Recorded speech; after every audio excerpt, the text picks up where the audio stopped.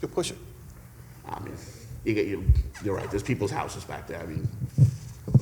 And like, as in any other Piles still landowner, behind you it. have to take, maintain your facilities so your tenants can function properly. Yeah, but not at the cost The neighbors. of the existing homes.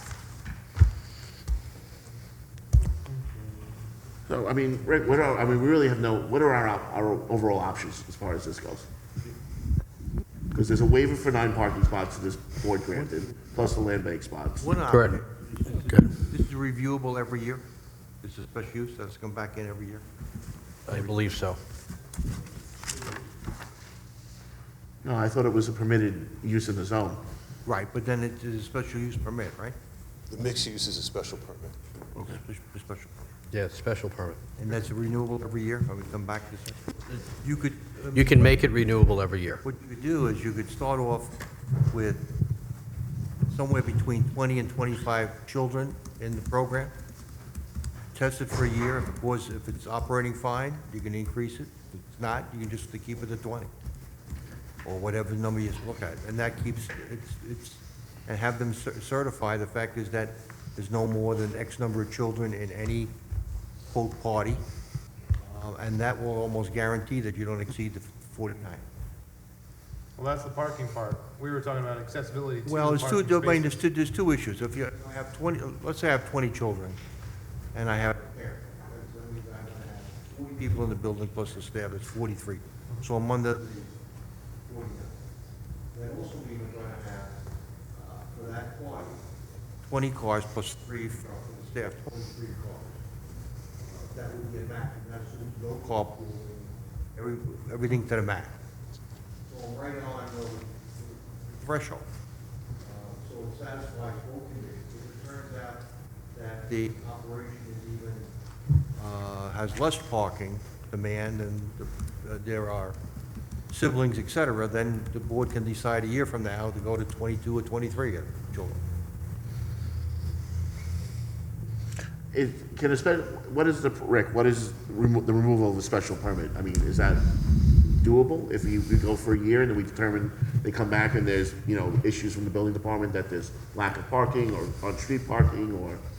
Typically, the way that you word your special permit, when you're uncertain about how a particular business is going to operate and the impacts of that, is that you go ahead and you provide, and we've done this on many occasions, that it is renewable every year, that if there is no problems, and put this in the resolution, there's no problems with parking or other issues, then it gets automatically renewed. If in fact Gary brings up to you that there are problems, that can happen during that year, and it can require them to come back, or when it's about to be renewed, he can give you a report and say, "We need to go back to the planning board for revisiting of whatever issue it is," in this case, say parking. And then you'll have to figure out what to do, whether because there's a real problem with parking, even if there is only 20 children at an event or something, but everybody's bringing grandparents and both parents, and all of a sudden there's no parking, or they start having more employees and they need more employee parking. So there's a problem with parking. Gary will hear about it from neighbors and others, or he may witness it before he hears about it. And he can then require that they come back to you to address that issue. That's how you normally do it with special permits. And it's all year round. It'll be in December when there's snow or in August when there's no snow. If the parking's an issue, right? Does that work? Tag that in there? Yeah, whatever the cause. Whatever the cause. But we do need to revisit this snow removal, that I have a resolution of that for me to put in any. No, I don't think we resolved that. I think we're going back and forth for us, so. I like the annual special permit. So allowing the personal use service with removing all land banking spots with a special permit with a yearly review by this board. So you're developing all land bank, Yes. all 7? 7? All. There's Right. Well, there were originally 7. 2 were removed, that left 5. We're suggesting put the 5 that's been shown on the current plan as land bank, put them all back in. So these, Right, so they're all in. yeah, Yeah. okay. Where were the two that were removed? And why were they I removed? think we're Not nine- removed, No, they're they being were gonna be implemented. used. Oh, okay, Oh, yeah. they're that's gonna be those paid. two. They were previously, They're part of the county. land bank, but because of the square footage change, they were built Okay, I with understand. five land bank, and so there's no land bank. Very good. So how's the board feel with that condition with the personal use and the parking? Okay, we good there? Yes. All right, okay. You with us so far, Rick? So now snow, Snow removal. snow removal. Well, I mean, you brought up this area back here as a potential place, and we're saying that when it melts, this is gonna affect the back area. So if there was, some kind of way to handle it from a stormwater point of view, with stone and riprap and this, that, and the other thing, maybe that's a reasonable approach. Well, I'll say that, this parking lot pretty much has been there for quite some time, with the TD Bank, it's been paved. We are adding this part of the site. There was a house there that had burned down, recently. And the water's always drained in that direction. I mean, there's minimal existing stormwater facilities there now. What we're proposing is significantly greater than what was there. Stormwater and dumping snow from a parking lot is, to me, is two No, it's a different. concentrated load. Yeah, you get a 60-degree day in the spring and everything, all of a sudden, just, I would feel we're doing a disservice to those neighbors that are back there, the backyards and turned to a quagmire. That's not fair to them. I think, again, this could be something that's explored by the applicant. He could perhaps identify maybe a swale or something that could be identified to capture any runoff or snow melt. Also, it could be a requirement of your special permit that if there is any off-site drainage based on the snow melt, that, then they have to come back before you and you impose additional conditions. Furthermore, I don't know if this has been discussed for this application, but the removal of the snow off-site and transportation of that to other places, if it also becomes an issue. So I think that may be something the applicant might be able to consider, or you as the board as well. Oh, Rick, could we make that part of a condition that if the building inspector deems that the snow storage on site becomes an issue, he can order it removed? Yes. Very, very intense there. I did to ponder the potential alternatives, but yes, you can do that. I think what I'm hearing is that the applicant is going to be submitting some sort of additional stormwater facility, whether it's a swell or something that's acceptable to H2M, and to the extent that that does not become effective, that it would be part of the special permit of maybe coming back if Gary thinks that needs to come back, or alternatively, Gary can order that the snow be removed from the site. Is that what I'm hearing? I would be okay with those conditions. I second that, What that man said. whatever he said. All right, so we got special permit, we got I think we got everything, right? Are we supposed to? Rick, I think we got everything, right? We miss anything? Something about lighting? Yeah. If need, they're gonna come back with a drawing with additional swale, yeah. Was there a question about lighting that didn't meet ARB standards? Did I- Yes. Again, not intentional. When we did the site plans for, which you showed the wall-mounted lighting, we're not changing the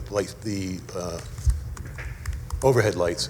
It's just we had proposed, not knowing what the finished architecture was going to be, I think 4 wall-mounted lights. We'd like to add 2 more wall-mounted lights to balance out the architecture on the front and in the back. The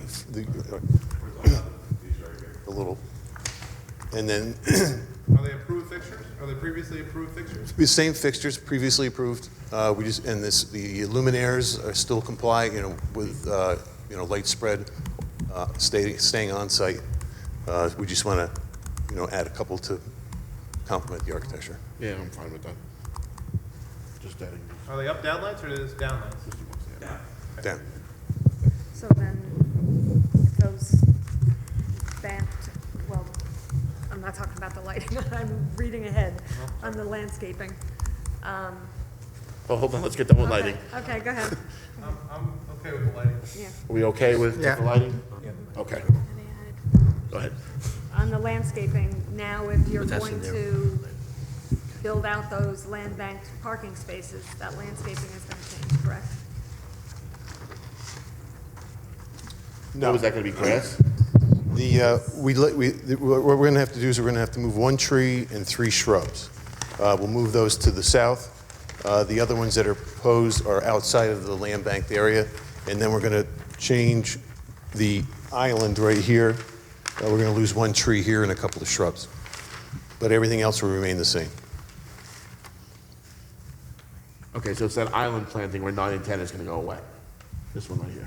Yeah, there was a tree and plantings here. There was 2 trees. This 1 tree will go away, and then right here where the land banking are, actually it was right here. There was a row of evergreens here just to screen the parking. We'll just move those down here. Okay. And what about the one over, isn't there also a land bank? The other land bank is right here. Up top. The one here? Yeah. Yeah, right here. Yeah, and so what's happening with those? We're just going to slide everything over to the lawn area. Okay. If I may, I think at this point too, the applicant really needs to submit a revised set of plans showing the build-out of the parking spaces, the compliance with the coverage, any changes to the stormwater management, an ARB plan that reflects the original approval and the changes herein. And I think it would be important too for that all to be listed out in a narrative, like one final back and forth, this is what's being approved, this is what's changed. And I think that at that point too, your consultants, engineering, planning, traffic, and Rick as well, will be able to review that, and you, the board, and determine whether or not that this is all acceptable.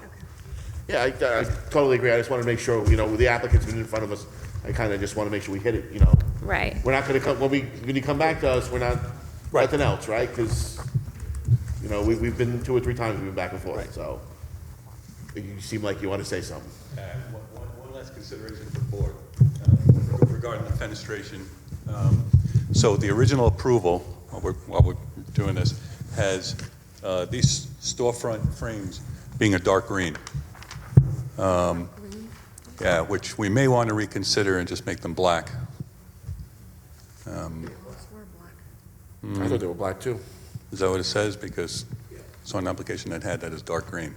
Yeah, our approved plan, I think, also had the green.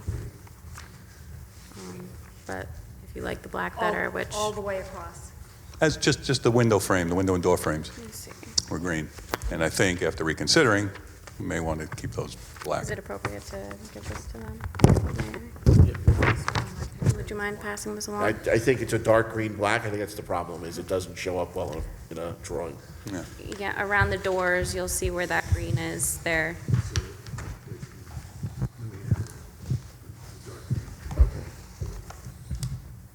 So they can see. And it would have been some sort of forest green, but after reconsidering, we may want to I would keep it all black. I mean, think that black is a better solution.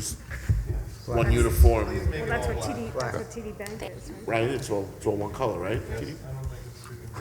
We'll do that, just keep the whole thing. TD is, the TD Is building is black. Yeah. Okay. Any other changes? We good, or I think that's it. your final call?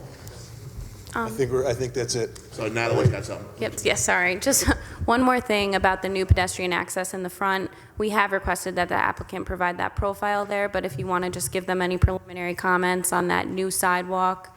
Again, it's an additional sidewalk. There's 2 in the front. Just if you haven't considered that previously, you may want to now.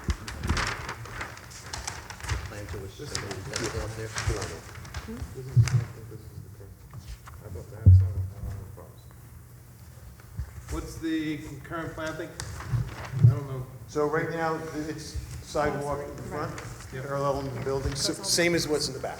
Yeah. And then sidewalk, all ADA compliant. Yeah, when I looked at it last, there were just some spot elevations that needed a little coordination, but I thought it was good. Yeah. One thing hits me, the HVAC for this building, is there gonna be anything on the roof? Is it gonna be visible from the road? It's gonna be There's pushed a back, parapet, right? right? Okay. All right, I'll hold you to that. Anything else other feedback from the board for this applicant before Oh, good. we're good? Yeah. Everybody's good? All right, thanks. Thanks. So just to recap, as Natalie said, you're going to submit revised plans with a new narrative. I'm not going to draft the resolution for the board yet, and so they're going to look at that, make sure it's fine, and then you'll ask me to draft a resolution. Yep. Okay.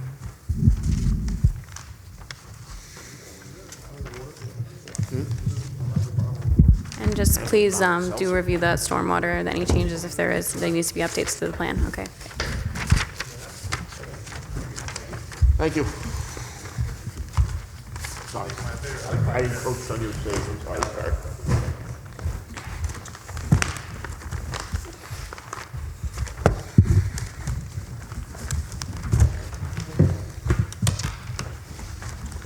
All right, Brock and Mann, 24 Catskill High Rail, review and discuss materials received for revised site plan special permit and ARB for proposed shul and mikveh to be located within an existing single-family dwelling. The property is designated as a critical environmental area pursuant to SECA and is subject to the village regulations for rate preservations 310-13. Said property is located at 24 Catskill High Rail in Central Valley and is known in the Village of Woodbury, Tax Map Sections 254, Block 7, Lot 2.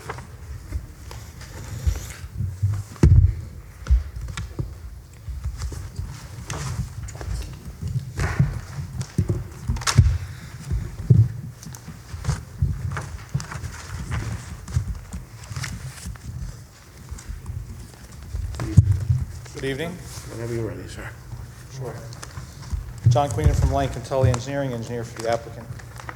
The applicant was before you last month. I was not at the meeting with the discussion, I guess, with regards to landscaping and the requested waivers. Since that meeting, I made a submission that addressed all the previous comments that we had received.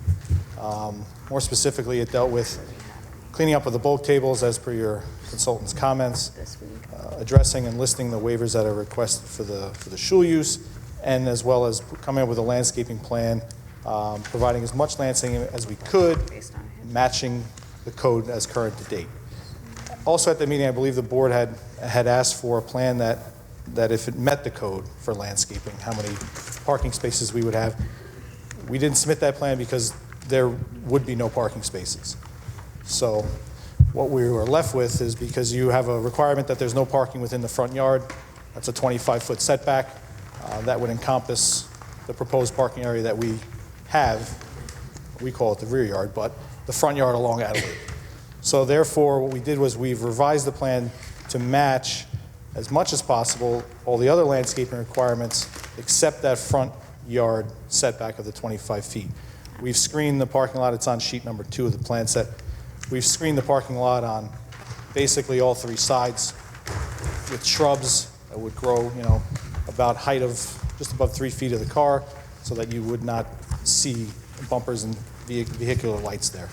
So we've done that in tune with all the other site improvements for the sidewalk, the ADA access that's going on there. And we believe that it all fits pretty well there and gives you shielding on 3 sides. We've also put some plantings on top of the retaining wall to break up any of the view from the opposite side coming down Adelaide as well. They won't impact the design of the integrity of the wall. And then the wall also will serve as screening for that side of the property. The rest of the comments we had gone through. I did receive a comment memo from Natalie's office. I didn't see much that we couldn't really address. I didn't really see any comments in here pretty much at all.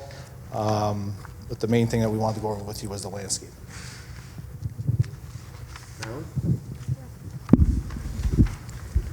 Try not to repeat too much of what John just said. However, the application has been before you on a number of occasions. That last time was November 6th. The waivers were discussed, including lot area, lot width, front yard, side yard, rear yard coverage, and parking. With respect to the parking, the code allows the planning board to reduce the parking requirements by 25% if the proposed use is not anticipated to generate this demand. The applicant is requesting a 54% reduction, and your authority to consider this should be discussed with council. On utilities, we note that the proposed retaining walls and sidewalk are proposed to be built above the existing sanitary sewer connection and potentially above a clean-out location. We recommend the applicant consider relocating the sanitary connection to avoid any structures above this and maintain access for maintenance purposes or others. The connection to the existing stormwater management system should be confirmed with the owner and operator, and the detail for the catch basin should confirm eco-friendly bicycle-safe grates. Again, John just went over this with the landscaping and the 25-foot front yard buffer. They are requesting relief for this requirement under the portion of the code that states, and I have this in quotes, so I'll read it to you, where the lot size and shape or existing structures make it infeasible to comply with the requirements for a front landscaped area or landscaped parking area. The planning board may approve planters, plant boxes, or pots containing trees, shrubs, and/or flowers to comply with the intent of these regulations. They believe that the relief is warranted as the project has provided screening on all sides of the proposed parking area, and you should discuss whether this is appropriate. We've asked the applicant confirm that the switchback ramp meets all ADA requirements. And also, we note that the new plan shows existing concrete and wooden stairs that were not previously shown on the prior plans. As similar to the previous application, we think that the area of these should be included in the coverage calculation and the safety features of these be discussed, although I believe that the applicant isn't proposing any changes to these features. Again, we have other comments listed on our memo, but if there aren't any questions, we believe that the applicant will be able to address these. Chris, I had just one question of Natalie. Natalie, you talk about, on page 4, about the building access and ADA requirements, but on John's narrative or memo of November 19th on page 3, he says, it is noted that ADA compliance and regulations do not apply to a house of worship or religious institution. Is that accurate? I will have to review that, actually. I'm not familiar and would have to double check that. However, it seems to me that you would want those features for accessing the home, and I believe that it may be within your authority to require it on confirmation from council. And again, these features, they're for safety considerations. I mean, the applicant, you can discuss whether or not you would not be willing to provide them. It could be a discussion between the board and you, but I don't see why they shouldn't be adhered to. I had done some research on it. I did find some instances where I find some notations that it is not required for religious facilities. However, we're still providing it. I just wanted to make that note to the board. Okay, well, no, because Natalie had brought it up about the ramp being ADA. Yeah, it's designed for ADA compliance. That's why we're going through that whole switch back and around. Rick? Rick? Well, I was going to say, regarding the ADA compliance, I know there is a requirement for railings on both sides and a certain amount of landing distance. John, if you would just confirm that that's all complied with, that would be great.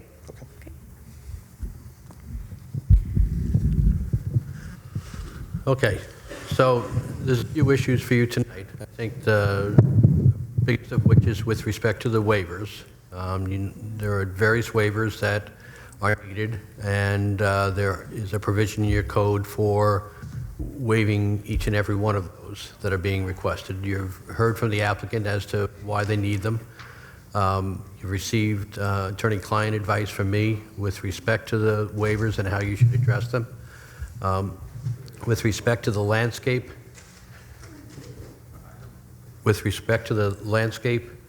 aspect, in addition to the normal substantial burden test for a waiver, to the extent that it's non-compliant, you also have that other section in your code, section 310-27B6, which talks about maybe able to go ahead and use different types of landscaping to go ahead and satisfy the buffer that would otherwise be required. So I think You can deal with these individually, but I think the bigger issue is that if you believe that to the extent that the plan is not compliant with respect to bulk regulations, including the landscaping, if you believe that they have met their test for a substantial burden on the exercise of their religion, given the confines of the lot, that you can go ahead and grant those waivers. So that's the one issue, is with respect to the waivers. We have asked for, and I believe we still have not received, the ownership information for the LLC. We've asked for that at least once or twice, but we haven't had that. The county requires it, and the board does as well. It's routinely provided by, I know the form. yeah. So We'll get it. I just haven't, If we haven't done it, then we'll certainly get it to you. okay. And then the third issue, and I don't know whether or not you covered this, but I have a note here with, that there's a stone path that was shown on the plans connecting the village's property to the shul. That should be removed. Yes, it's noted on the plan. Okay, thank you. And the fourth out of five is seeker. You have before you for some time now that EAF Part 2. You should review that, and if you believe that it satisfies how you characterize it, that has been prepared by Kelly, and you can go over it either one by one or just having reviewed it, you can be in agreement with it. But you need to go ahead then and make your determination of significance with respect to seeker, I think. Unless you disagree with the proposed EAF Part 2, that your determination of significance would be a negative declaration. And then finally is that, it's really time to make a decision. It's over the time when it was supposed to be made. It happened for various reasons. The applicant has assented to go ahead and agreed to delay that until tonight. But if that doesn't occur tonight, then we have to deal with that issue. That's all I have. Thank you.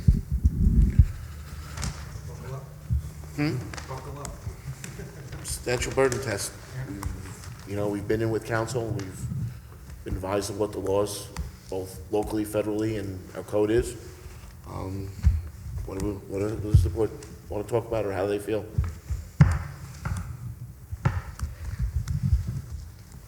Whoever wants to start. I have a question before we get to that. The roads are not owned by the village, but they're owned by the development, is that correct? I'm sorry, say it again? Are the roads through that development owned by the development itself? It's not village-owned? That's right. All right, so they're not under regulations, you can't park there, from November to April, on the side street because of plowing and so forth? They're not subject to the village's regulations for village roads. Right. But there has been the necessary document filed with the village that allows the village police to enforce normal traffic regulations and any traffic regulations that are posted.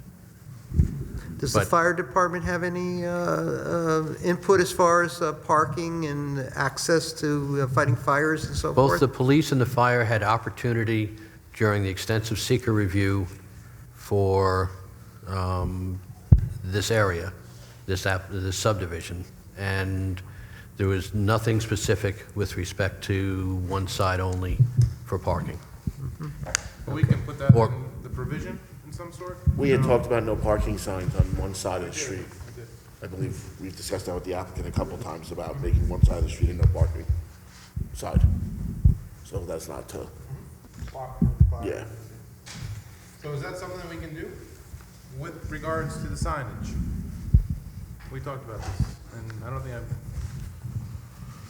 Yeah, I think you have the power to do it. I don't know, the last time we discussed this, I didn't think that the applicant had any problem with posting signage of parking on one side only.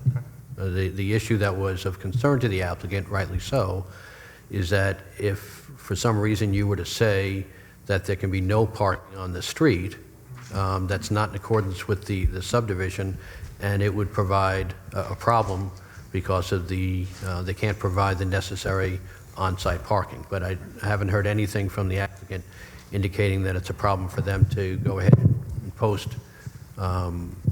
We haven't decided where that they would post parking on one side only.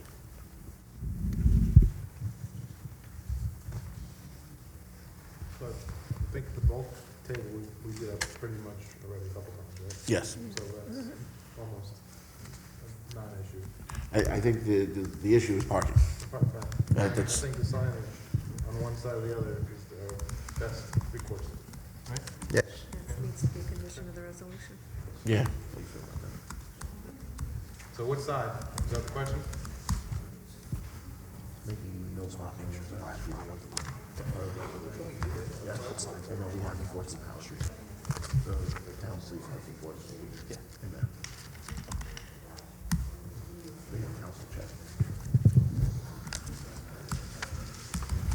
You don't have a document. We checked. All right. I did just confirm with the applicant, he would have no objection with providing the signage for no parking on one side of the street or the other. But I think in order so that everybody understands what's happening, we need to indicate, Excuse me. Excuse me. we need to be specific as to where these signs are going to be located so that there's no confusion later on. Do we consult our traffic consultant on this question? He's sitting there waiting with bated breath, I assume.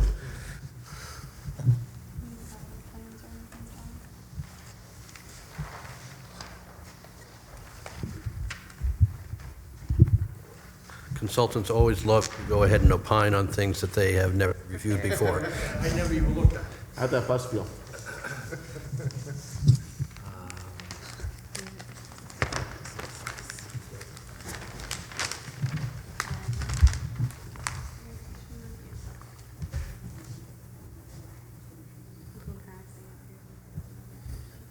I guess the question would be, would they have authority to place signs anywhere past their property line? Or would it just be in front of their?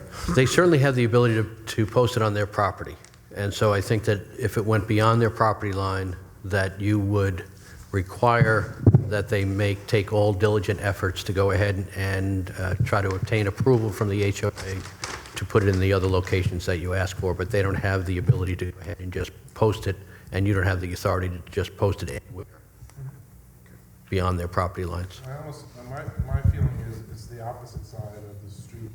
That would be, given that information, which I'm glad the attorney came up with, I would say that we post it across the site frontage of both streets, unless they come up with an alternate plan based upon their conversation with the HOA that allows parking on the other side of the street and not across the site frontage. So you're saying to have it posted, no parking On their this side of the street from, on both sides of their property? The entire perimeter of their. So just to confirm, that would be along Catskill High Rail on our frontage here and along Adder Lake on our frontage here? Way around. Okay. That would ensure that the parking could be on the other side unless the applicant secures from the homeowners association. The fact is that you put the parking sign on the other side of the street and then remove them on adjacent to that property. Okay. I'm not positively sure because I wasn't involved with the original subdivision approval, but the owners have stated that part of that approval did, I guess, offer no parking on one side of the street or the other, and it was supposed to follow wherever the fire hydrants were. So that, your suggestion being on the frontages would follow that because the hydrants are on the inside, so. On the other side? No, they're on the side you're suggesting, so we're fine. I just wanted to be clear. Sometimes you get lucky. So no parking along the side where the fire hydrants are. Which is the frontage sides. Which is the frontage side. Yeah. I'm buying a lot of them. How's the rest of the board feel about that? Good? The fire hydrants kind of rule in that. It does, but, I mean, we're not gonna trump a fire hydrant, but gotta get everybody's opinion. But I'm okay with that. Now, do you want it a further period if and further distance, if they are able to secure that through the HOA? Yeah, the longer the better. Yeah, Right, but that's, we have to be somewhat precise so that well, I they would can go go to them. from the curve, I guess, because isn't that where Catskill and Adelaide Fairway start? Yeah, yep, the roundabout The there. roundabout there, Yep. right? Correct. So I would take it from the roundabout to the edge of their Property line as a minimum, but Yeah. it doesn't make sense to go further. And that, I don't know if that's like a sight line issue or, Oh, it's a special permit, Rick, right? So wouldn't it be up for approval a year from now if there's an issue? I like that.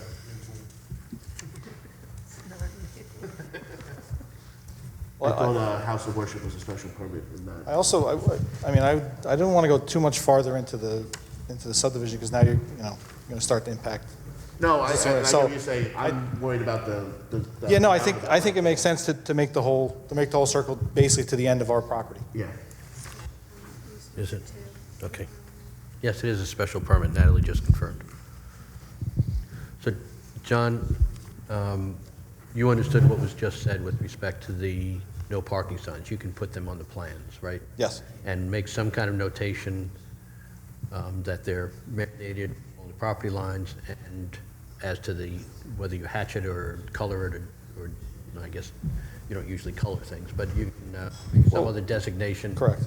With respect to additional no parking signs provided, that upon diligent request from the applicant to the HOA, Sure. they are permitted. Okay. Okay, if you can put that as a note on the plan. Sure, no problem. You're ready to kill me. No, I'm hot. I know, it's very It's warm. very warm in here. Anybody other questions, concerns, either with bulk table or parking? Well, there were some in the write-up about water usage and sewer and garbage disposal. Those things came up. I don't know how we're addressing those. Well, garbage is a private corridor in that development, right? Yes. But does it need to be larger because there's potential for more people? Or does it need to be a garbage enclosure or some sort, or? I mean, the facility, the way it's operating now, it doesn't require any more than the garbage cans that they have on site.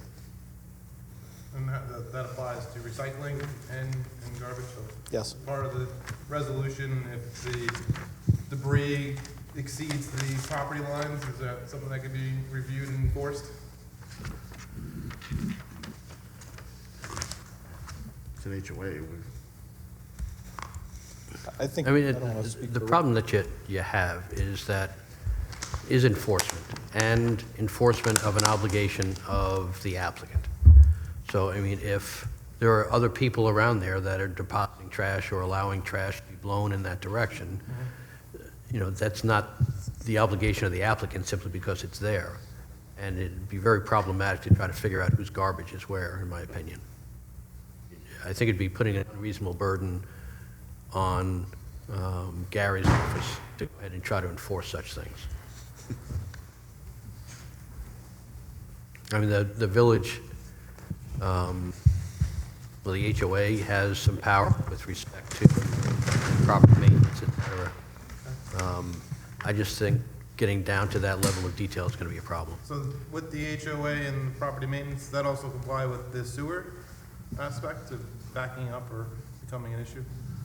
No, no, I'll let Natalie talk about the sewer aspect. It's not the HOA's issue.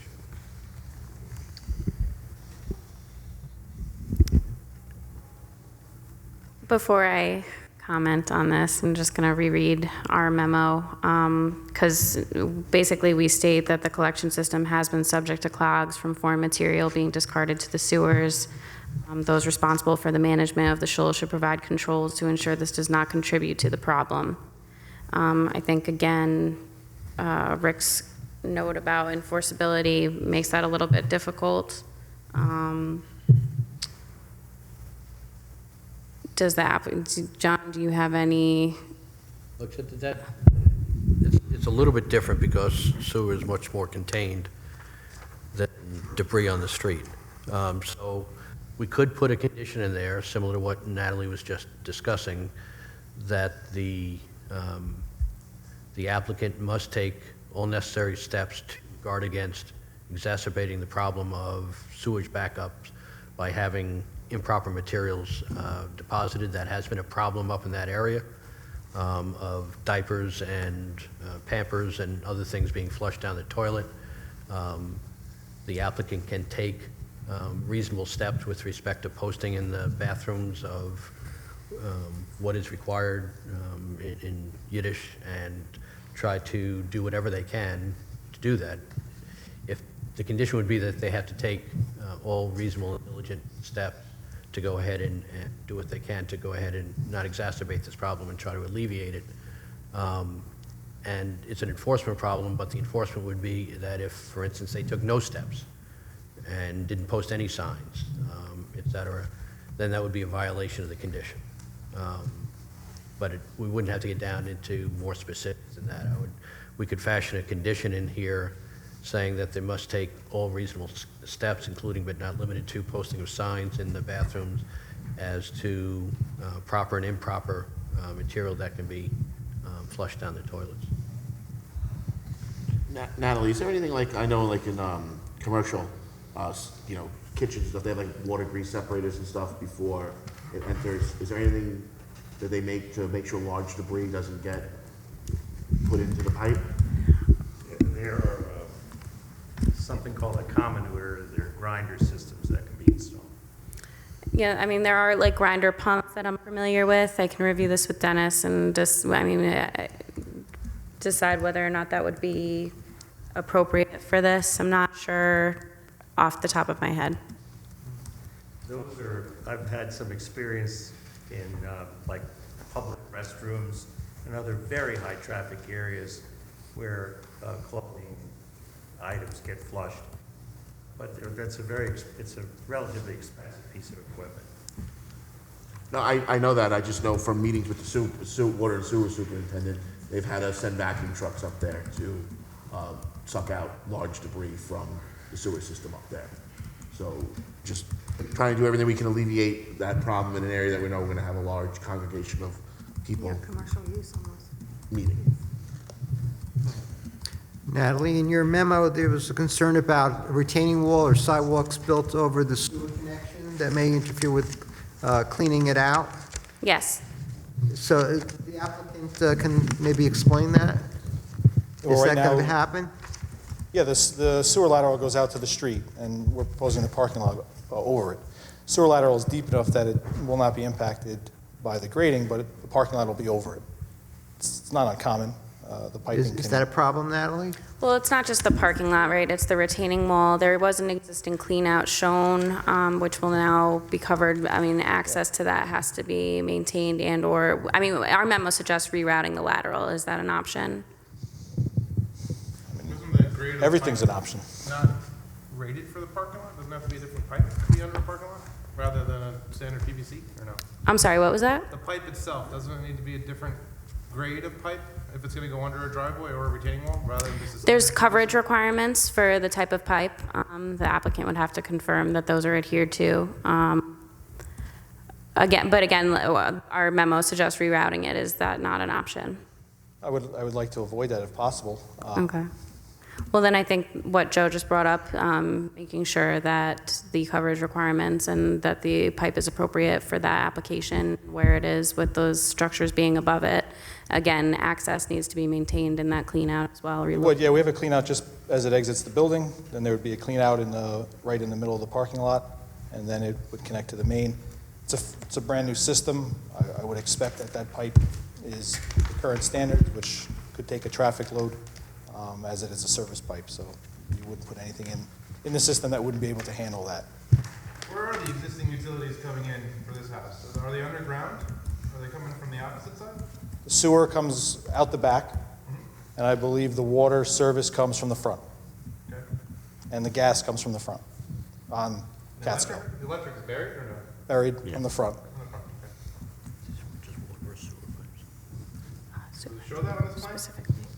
Yeah, there's, up on Catskill High Rail, you'll see there's a gas line on the, I'll say, the right-hand corner.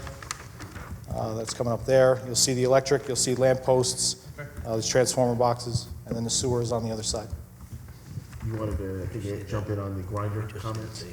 Yeah, the facility will have more people there, of course, but it's not a facility that's going to generate, food waste. There's no kitchen, there's no catering. It's not going to have a high traffic of babies or little children that would require, a lot of diaper changing. It's more for adults and for teenage siblings and children. So I always go against putting in pumps at all costs, especially grinder pumps. They fail often. And if it does fail in this case, now you have a house that doesn't have a sewer service because of that. So I don't have any objection to posting the signage. I think it's a fine idea. We can educate the congregation via that, and No childcare services then? No. Outside. No.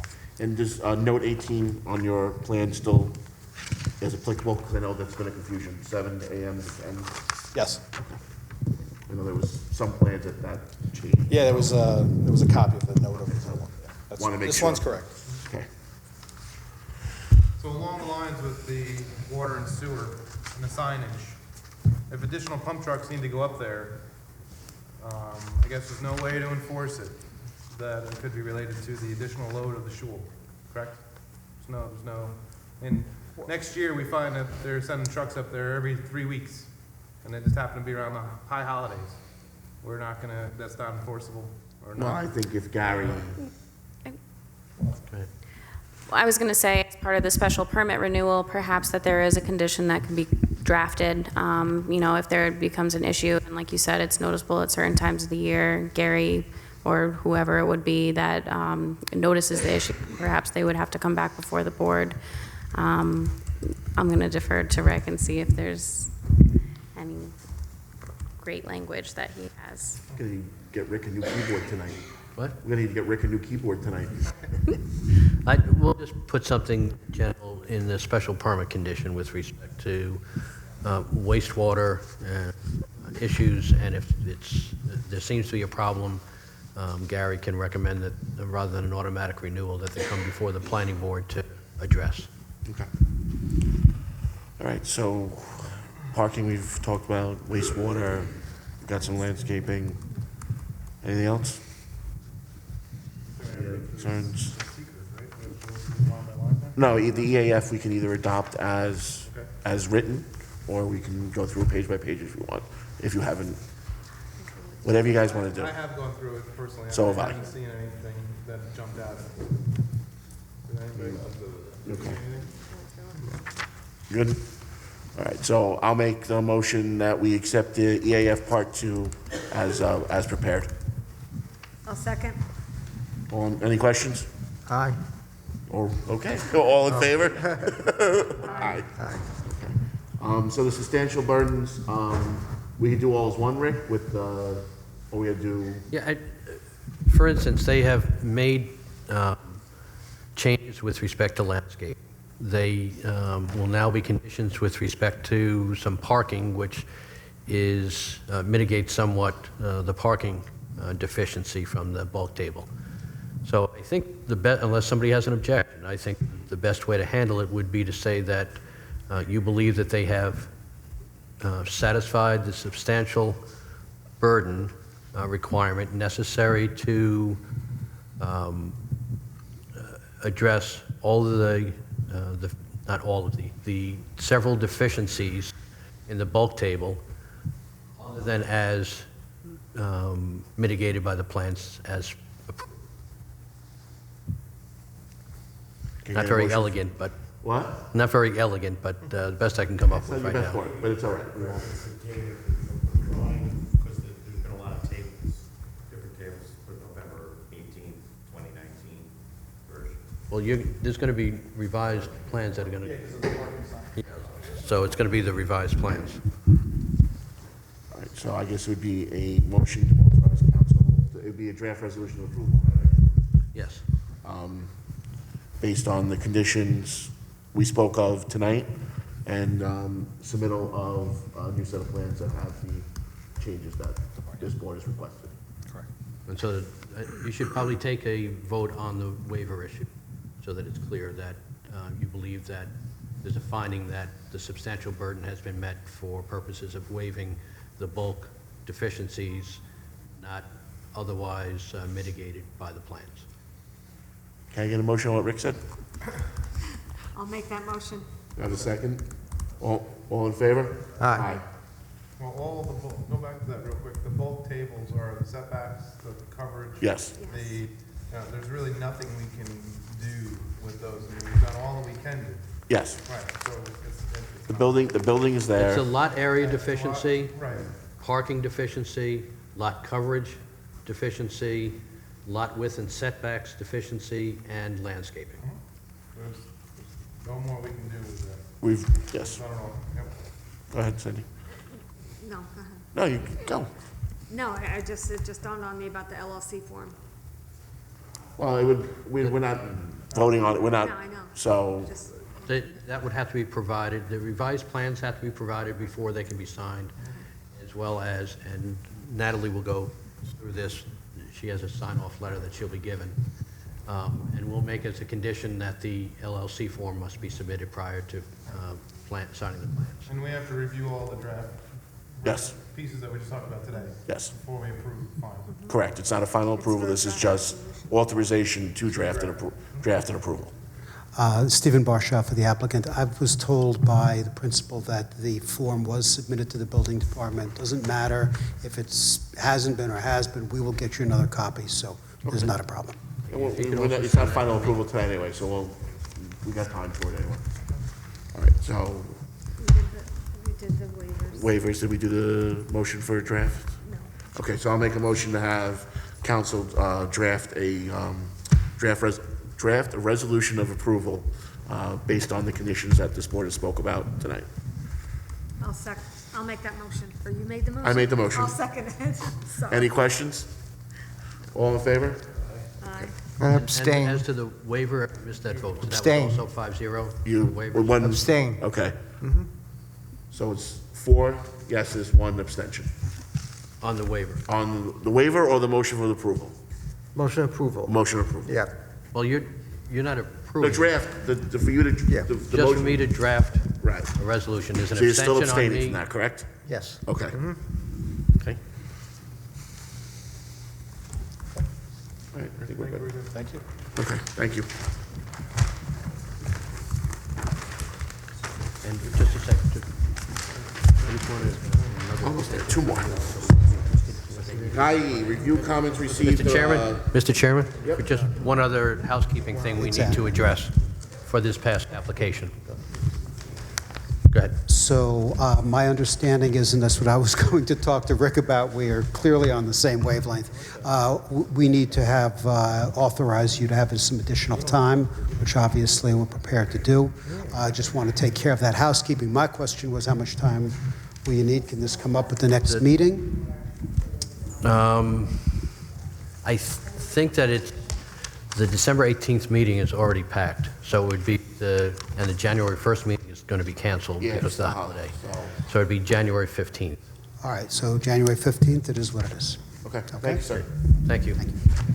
So you're All right. approving the, Consenting to an extension to January the 15th of 2020. thank you. That's a good idea. All right. IE, review comments received and materials submitted for proposed bed and breakfast to be located within an existing single-family home. Said property is located on the R1 zoning district at 35 Buena Vista Terrace. It is also known as the Village of Woodbury tax maps as sections 227, block 6, lot 4.1 and lot 4.2. Can you just wait 1 second until the other gentleman? Yep, sure thing.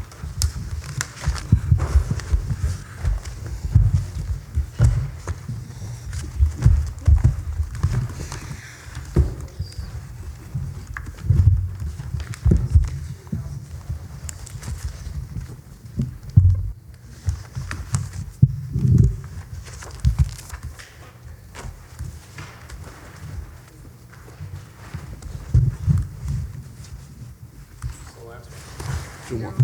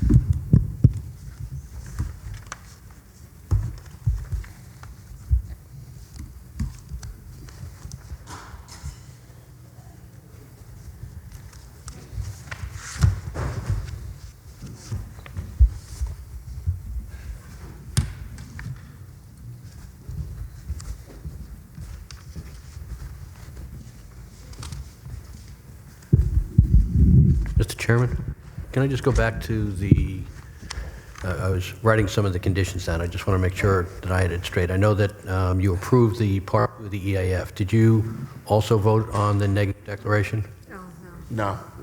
Okay, so I think you need to do that. All right, If I'll you make a could, motion for a neg deck on, that we, the board accept, getting late. We, negative declaration of under seeker for the previous applicant. I'll second. Any question? All in favor? Aye. Aye. Go ahead. You're up. Okay, Jason Pitangaro and Doach, representing Guy Yee and 35 Buena Vista Terrace. We've been before the board a number of times. We were here last month for a public hearing.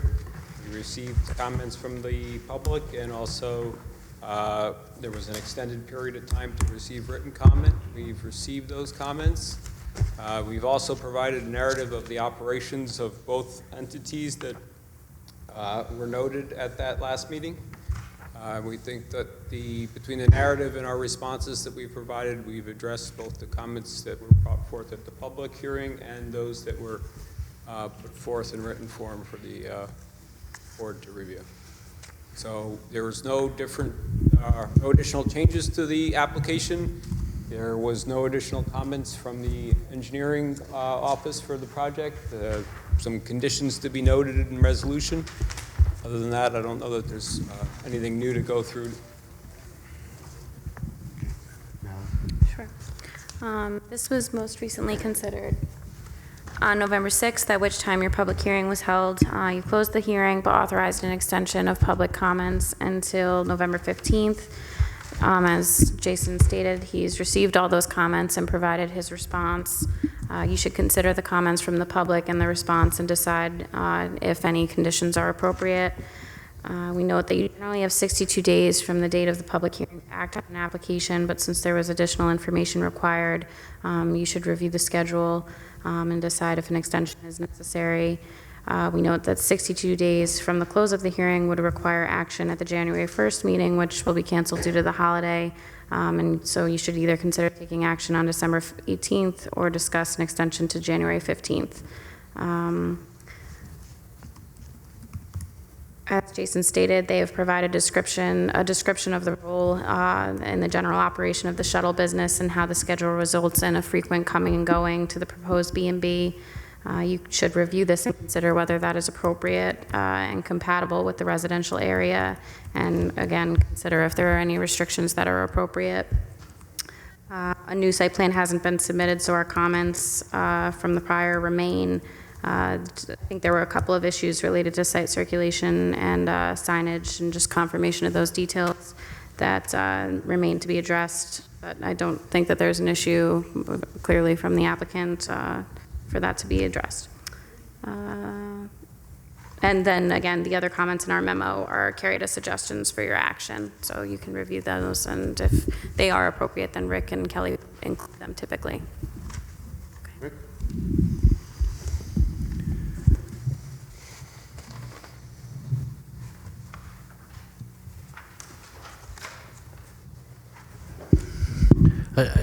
I think the biggest thing from my point of view is simply trying to having the planning board try to fashion conditions that relate to some of the essential elements of a bed and breakfast, given the application.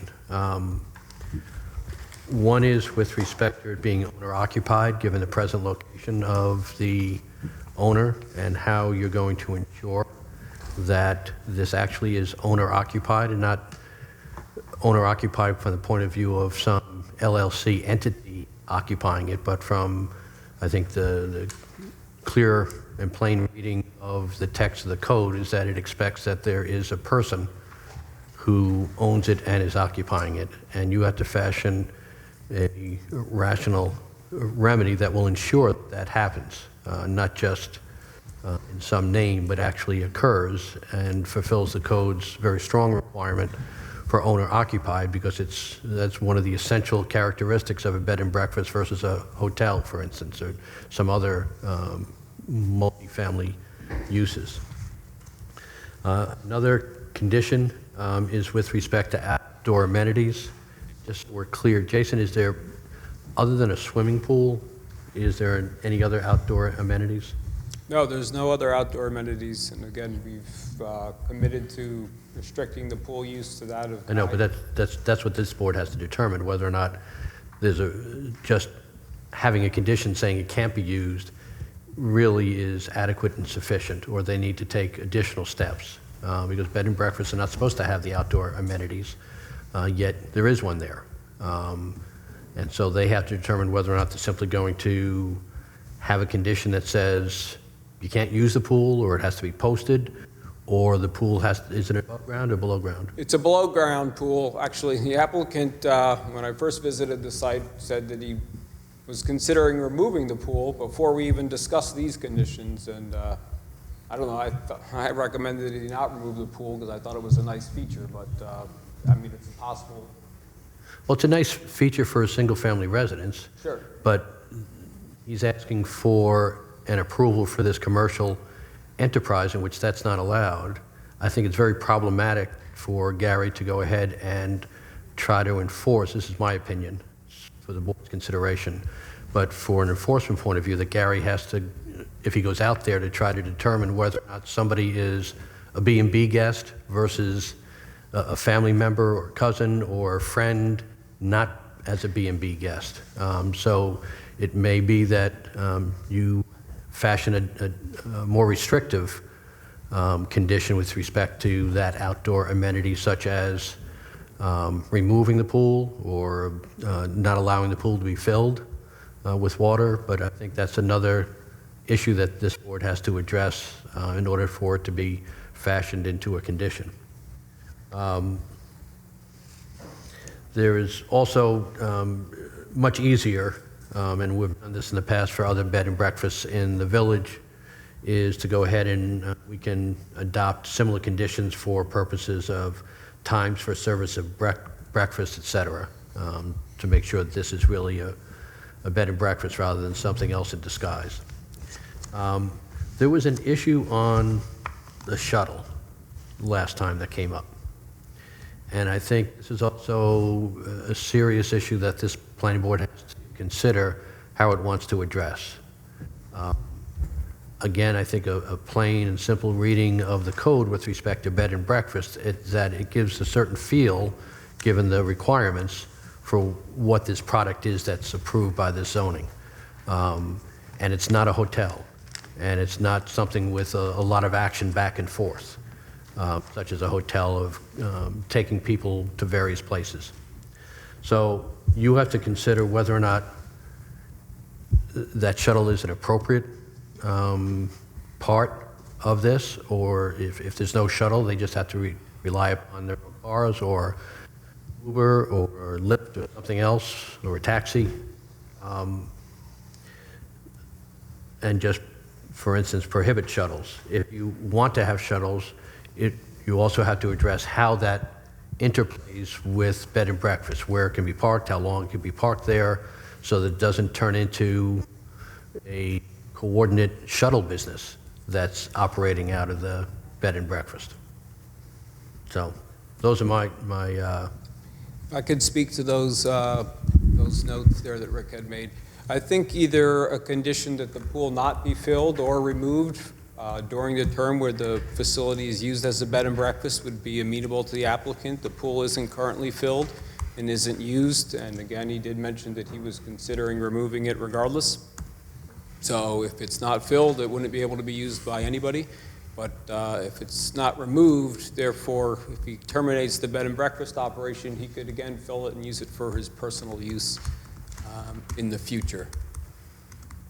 In regards to the shuttle, there's not any plans for shuttle service to or from the location. Those separate operations were described in the narrative, and I think that we would be willing to limit the shuttle trips to potentially 2 a day, which would just be when he leaves in the morning and returns in the evening from work.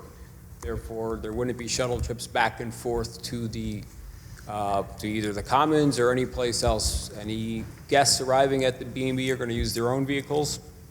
If they chose to use an Uber or a Lyft to get to the Commons as opposed to their own vehicles, I guess that's their choice, but it wouldn't be via the shuttle. So is there going to be any shuttle at all on the property then? No, as described in the narrative, Guy drives a shuttle, but he doesn't use that for this. It's a completely different thing. That business is entirely separate. It has a separate registered address. He is owner. Is it this address? No, it's not. Okay, then I don't understand why that vehicle then is there on the property then, if it's not going to be associated with a bed and breakfast, and it's not part of a business on that property. It's not often on the property. What I'm saying is that he sometimes uses that vehicle as his work vehicle, as any electrician or anybody else would, and comes home with it at night and leaves again in the morning. And we would limit those trips to that only, not back and forth shuttles. I was at his house this evening with him, with himself and his wife. There was no shuttle there. There was his personal vehicle there tonight. This is by the owner? Yes. We've also provided documentation that, shows this was his primary residence for, I think, at least going back 5 years. So it certainly precedes this. So I think in the form of a license, right? We've provided his license, and we provided a utility bill that shows that the residence is occupied. You want to bring it up? That date issued, I don't know when it was, Natalie, in 2014. 2014. So he's been the resident there legally for And the shuttle almost 5 years. The address is in Flushing, New York. So those are two separate entities, and the narrative describes that. And again, we're willing to limit the shuttle just to his coming in the morning, or going in the morning and coming in the evening. Well, that, and there only being one shuttle on the property at that point. I think there was a public hearing some time ago where they said there were multiple. There was, and that has been remedied, and it's been remedied to Gary's satisfaction. And there was a citation issued, and that was addressed in court, I believe, and taken care of. And we'd be willing to limit that condition too. But that's the thing, Jason, there were several violations over the last few years, and they were repetitive. The same thing going on, and he'd go pay a fine, and then it would happen again, and he'd go pay a fine. I have a real concern about the owner occupancy, because on everything that you gave us, he was using Flushing as his address on the maps, on the ownership, and it's not a commercial structure, it's an apartment.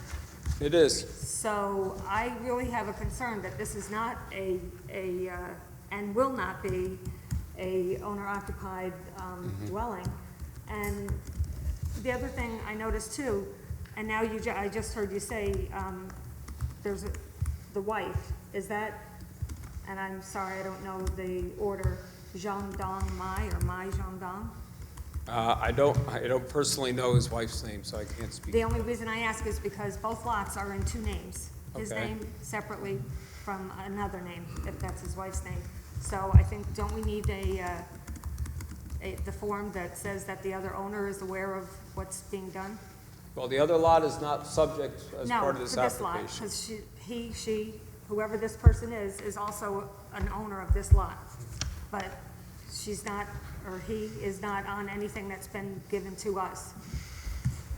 So if you're asking But for an that name owner's is on all the authorization that violations. includes that separate owner, or we could provide that, I'm sure. Yeah, it's required. Sure, we provided with Guy Yee's information, and he signed off on it. If there's a second owner listed on the tax records, we'll provide that as the second owner's authorization. Okay, thank you. Thank you, Sandy, for pointing that out. Okay, but again, my big concern is the repeated violations for the same problem, as well as this address that's on everything that you've given us. It's the Flushing, New York address, the apartment 1F. And I have a hard time believing that the applicant will get up in the morning, because I know bed and breakfast owners, and often people want to eat at 6 o'clock, 9 o'clock, 10 o'clock. How he is going to run his shuttle service, which he advertises down to the boroughs, pick up his clients, come back to Woodbury, take them back, and then come back to Woodbury. I think it's probably, Flushing to Woodbury and back to Flushing. Yeah, as you noted, there's multiple shuttles, so he's obviously not the only employee of the shuttle service. Maybe his intentions are to not be a driver any longer and operate this Well, facility. but that's a lot of ifs when our code says that it has to be owner occupied. But the owner occupancy, I don't know what kind of proof we could provide of the owner occupancy. We provided a license and utility bill that shows that they're in his name. That's the ownership of the property. I mean, he was cited for not being there. I think there was one of the citations. There's also 2 citations for operating a rental out of there. A rental, Renting a single-family dwelling to multiple tenants, he was cited for in 2017. And then the same thing for operating a hotel without a proper CO or permit in 2015. okay, so those were, But it's the same owner, it's the same person. no, I understand. Those are 4 years ago, or 3 years ago, and 2 years ago. So if those were the most recent, Now, there's one in, I believe, in 19, because it talks about him possibly. that was, I believe, for the vans, That was the van. which Right. we are limiting as a condition of the approval. No, I know. And I agree with you say, and including, I think we got a letter from almost everybody on that block Right, and attesting to the same concerns that you have and what's happening there. this is also, it's 5 bedrooms, but he wants permission for 5, to rent out 5 bedrooms. You said the pool house won't be used, and yet it's not dated, so I can't say specifically when, but online, the pool house was being offered as a rentable condo. And it's got a kitchen, a bathroom, a living room, a bedroom. I asked you specifically, would he be living in the pool house, and you said, no, the pool house was not going to be occupied. No, the pool house will not be occupied, and if you'd like part of the approval to be that he removes those appliances or a kitchen or something of that nature so that it's not a livable space, you could include that as well. It's, the pool house and the pool are not used. I've been to the residence multiple times. Okay, well, I saw the pictures, that's why I'm just bringing it up, because I'm having a real hard time with this application. So do we want to go one at a time, the owner occupied, how is it enforceable and that kind of thing? So Pardon me, I couldn't hear you there. just want to, we're hit all 4 of the items up for bid, so we want to go one Yeah, at a time? you could go through one at a time, that, yeah, would be helpful. Okay, occupancy, owner occupancy, How do we enforce that, Rick? I thought there was one about voter registration, I like that one. That one felt pretty good to me. Realize that there's going to be nothing that's going to be foolproof, whether it's this applicant or anybody else, all right? It's a difficult condition for you to enforce, but nonetheless, it's in the code, and you therefore need to fashion something that makes the most sense under the circumstances. There's been facts given that certainly give rise to more concern here than in some other applications where somebody is renting out their house that they've been living in for a long time and turning it into a bed and breakfast. Voter registration, I think, although I might have been the one to suggest it, I've been thinking about it some more, and it may be more problematic to actually force somebody to register to vote when there's no requirement to have somebody vote as part of their, their residency. Well, you can only really vote in one county, right? I mean, or Excuse me? you can only really vote in one county. You can't vote in multiple counties. You can only vote once, and you can only be registered to vote in one place. Right. Yeah, I'm sure he would be willing to register to vote in this location, and then, as you say, Rick, it doesn't require him to actually vote. He just registered to vote, and so if he chooses not to cast a vote for whatever it may be. Right, but it suffers from the same infirmity as some of these others. So he goes to the Board of Elections and shows his license. His license says this address, and he registers to vote. I don't know that you're really any closer to feeling comfortable that he's going to be there. And really can't tell you some magic bullet that I think is going to be there other than diligence by the building department and a burden on the building department to go ahead and we could have a fashion a condition in here that the building inspector, which normally doesn't have the right to go onto property except if there's a probable cause for a violation of the zoning code without a search warrant. There can be a condition here that the applicant agrees to voluntarily that allows the building inspector to go on the property at any time in order to try to confirm whether or not the owner is actually in residence at the facility. And you gotta be realistic. I don't think Gary's gonna show up at 2:30 in the morning to make sure a guy's sleeping in his bed. No, he's not going to do bed checks. He's not going to go inside the house either. Right. Because that's a whole other level. But he certainly can go onto the property and try to knock on the door and see if he answers. And that's a little bit more than you have now, but it does put a big burden on the building department to do that. But I don't know that you have many other choices. Well, there's 5 bedrooms, and only 4 of them can be leased out, right? Is that the ones? I thought it at least have No, 5. He's asking for 5. Right, but Yeah. you gotta live in Yeah. one. But the response says that he could stay in any part of the house, which I don't find that, On the couch? good. Yeah, he's gonna sleep on a Murphy bed in the kitchen. And his wife. Right. I don't think it's uncommon for any older home to be renovated as to have some of the existing rooms used as bedrooms. So, but if the board prefers that it be limited to 4 guest rooms as opposed to 5, the 5 number was arrived at as that's what's allowed by the code. So that's another condition, I guess, that could be imposed. And the I applicant think okay with that- Go ahead, sir. Jason? Pardon me? And the applicant would be okay with that? I would have to confirm that, but if it was included as a resolution, when the resolution came before the board, if we weren't in agreement with it, I guess,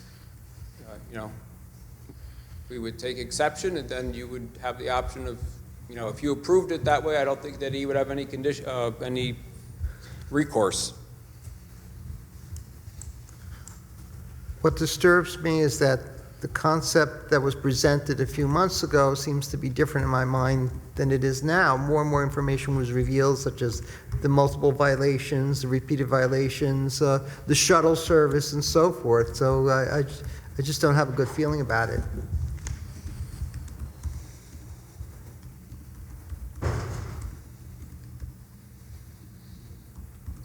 So back to the owner-occupied enforcement. I think limiting the number of spaces so there's room for the owner, and if it's advertised as, the pool house gets advertised, or it's advertised as 5 spaces available, then there's a violation, there's a clear violation. I don't know, but there's plenty of neighbors that are very interested in what's going on out there, so I don't think we have to rely on Gary to enforce that. And then the same thing goes for the shuttle, but keeping with the owner occupied, I think we have to agree on something that locks the owner in there, and renting of the spaces is one, and proof of residency is another. I don't know what mandates proof of residency exactly. Yeah, so if there has been other applications within the village, I don't know that how they were restricted. My recollection, there was never an issue with those applications with somebody living someplace else. That was their primary residence. And so they continue to reside there. And so there was no issue that, there was no issue of proof that they were living someplace else at times.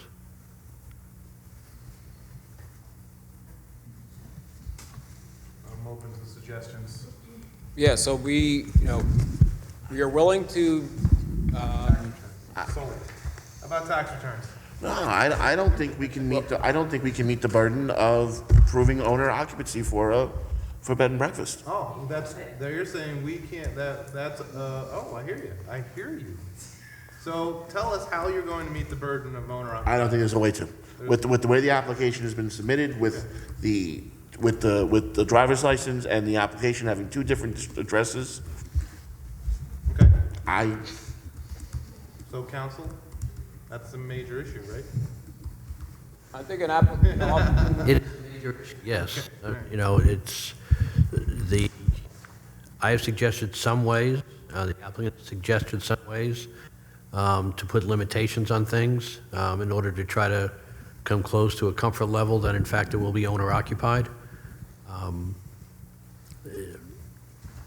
But you also, if you find that you're going to deny an application because there's not sufficient comfort level for an owner occupancy, you're going to have to base that on a rational basis that's not arbitrary and capricious for why you don't believe, given these other things, that there will be an owner occupancy here. Yeah, from our point of view, what we're asking is if you impose a condition on us to demonstrate owner occupancy, the owner is willing to comply with it and to provide evidence of such. If it includes additional inspection, other documentation, we would provide such. Short of that, what we provided we thought was enough, which was his driver's license from 4 years ago and current, and his utility bill up to current. So if there's something additional that would make the board more comfortable, we would be glad to provide that as well. I think a good path would be for this board not to make a determination on that point this evening, but to ponder it and put this over to a future planning board meeting. And in the meantime, everyone, including myself, can try to come up with some way to ensure that, in fact, this is going to comply with the code by being owner occupancy. I agree. Yeah, I'm not gonna come to anything tonight that All right, makes so me feel that would comfortable. also apply with the outdoor amenities, the time for service, and the sub. Well, I mean, the not filling of the pool to me is worse than having a filled pool. I mean, you either have a drowning or some kid gets stuck in a, Yeah. Well, you can have it removed. You can have a condition Yeah, that I it gets mean- removed. Okay. So I would say have it removed then. Do we want to go through all four of them, or? I prefer that we go through all four, so if there's something that I need to discuss with our applicant, we can do that. Okay. So you're going to get back to us, or we're going to talk about it? we're gonna talk about owner occupancy and think about that more. Yep. The pool, I think, should just be removed. Okay? I agree. I agree. Okay, good. We started to do some research on Airbnb regulation for Village of Montebello. And they're going to be discussing that in January, and one of the issues in communities that are going to regulate Airbnb rentals, which is a different thing, is to require owner occupancy for short-term rentals. And I can research how other communities are gathering evidence for owner occupancy. That would be, Yeah, Cornwall just recently passed same laws too, for owner occupancy in B&Bs and Airbnbs. So I think we need to look at what they did. Yeah, so I can. Is that Town of Cornwall or Village of Cornwall Hudson? I think it was the Village. They just redid their whole comp plan. So it was pretty sure it's the Village. Okay, so it was with Joe. Okay. Pool, what was three? I forgot. I lost Time my. for services for food service, right? I think that was the other one. That was just brought up tonight by Rick. If you want to limit the time that breakfast is served, I don't think that would be an issue either. It just, yeah. Specific times. Thank you. We fashion it based upon what's in the code as to various things like that. So that's not going to be an issue. What do we know what those times, do we need to say what those times are? 6 to 10? I would say 6 to 9 is a reasonable. 6 to 9? 6 to 9, a reasonable time. Well, you should consider what you've done in the past, so Can you look, Rick, at previous? I think that's what he's doing. I'm Sorry. going to see if I can bring it up. Thank you. The smoke on the keyboard. What? Smoky keyboard. Poor guy. And number 4. Shuttle service. Shuttle is the last service. That's, I mean, another big source of contention, especially with the neighborhood. See the resolution. one. That's limited to just one, right? For his There would personal be vehicle? only a trip when he leaves in the morning and when he returns in the evening. So there's no shuttle service back or forth. It'd be like using any work-oriented vehicle leaving and going or coming and going from your home. Kind of hard to argue that one. Well, as long as that's what it is, because in the past, again, there's been violations for multiple buses there. Multiple buses. Right, but then we'll condition, if it does get approved, we'll condition it that the special permit's gonna come back to Right. us and Right, I'm just saying it, I'm sorry, Jason, I don't mean to sound flippant, but you're making it sound like, of course, that's what it would be, when in the past, that's not what it was. No, Sandy, I'm not saying that. All I'm saying is that it has been a concern. I believe it's been addressed. We're including it as a resolution or a condition of the resolution.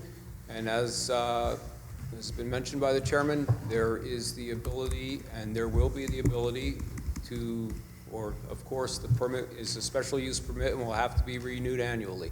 And if there's other violations that Gary finds, that either they'll have to be addressed, or the permit could be conditioned on, or the resolution could be conditioned on Gary doing that as well. Rick, I have a question though.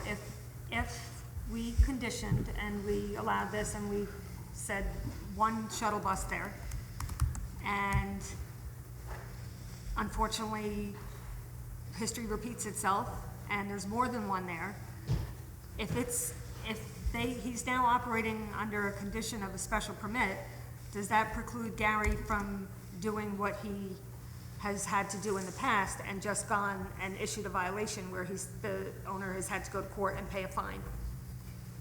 Do you know what I'm talking about?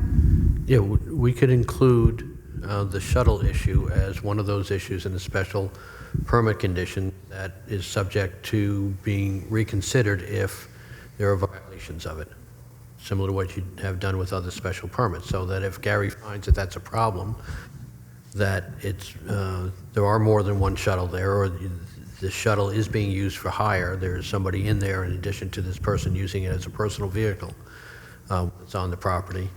That can be reported not only as a code violation that goes to the justice court for a fine, or to Supreme Court for an injunction if the village wanted to do that.